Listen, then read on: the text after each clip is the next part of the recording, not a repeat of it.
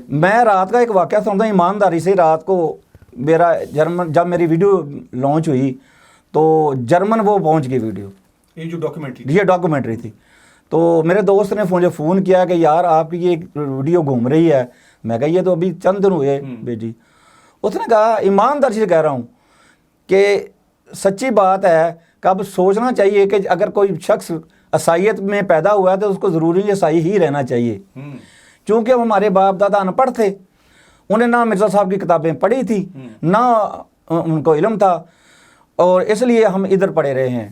تو اس نے کہا کہ تم خود مسلمان ہو گئے ہو تو ہمارا کیا کرو گے. میں کہا آپ بھی آ جاؤ انشاءاللہ انشاءاللہ, اور انشاءاللہ چند دن تک ہم اس کی قبول اسلام کا اعلان کریں گے انشاءاللہ جی. ان کو پروگرام میں بھی بلائیں گے, ڈاکیومنٹری بھی شوٹ کریں گے. ناظرین آپ دیکھ سکتے ہیں کہ الحمدللہ اللہ تعالیٰ کے محض اللہ تعالیٰ کے فضل و کرم سے, اور یہ جو لوگ ہیں جن کی ڈھیروں قربانیاں ہیں اور اپنے خاندانی مذہب کو, آبائی مذہب کو چھوڑ کر آنا اور اپنی فیملیز کے ساتھ آنا اور سیکریفائسز, یہ بہت موجودہ حالات کے اندر بہت مشکل ہے. کہنا بہت آسان ہے, اور کچھ ایسی چیزیں ہیں جو کہ ہم شاید ہم ڈاکیومنٹریز میں شیئر بھی نہیں کر سکتے. ایسی مشکلات آتی ہیں وہ ہم شیئر بھی نہیں کر سکتے ہیں.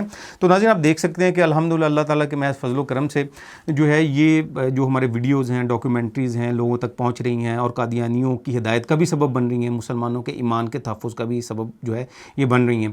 KTV کے YouTube چینل کو سبسکرائب کریں اور بیل کے بٹن کو دبانا نہ بھولیں تاکہ آپ کو ہر نئی آنے والی ویڈیو کا نوٹیفیکیشن بروقت مل سکے.